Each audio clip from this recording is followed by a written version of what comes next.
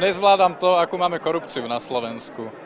A smejú sa nám do tváre, neodpovedajú na otázky a myslia si, že môžu kradnúť všetko. Mám toho dosť. Poďte s nami! Poďte s nami! Poďte s nami! Poďte s nami!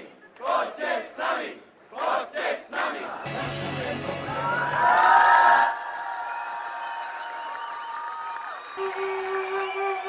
Dnes tu stojíme preto, aby sme si každý sebe pripomenuli náš hlas, ktorý nesmie stichnúť.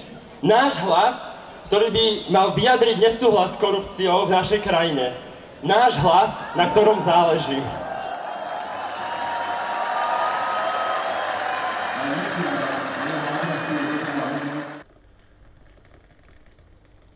My sme si mysleli, že dva stredoškoláci, že ideme robiť protest a že iba nejako prispejeme našim názorom do tej veľkej diskusie o korupcii, čo je na Slovensku, že proste povieme, že my študenti nesúhlasíme s tým.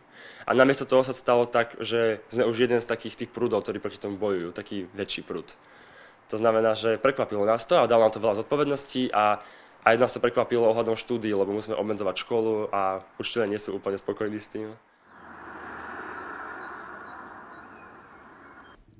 Ďakujem pekne, vážené dámy a páni.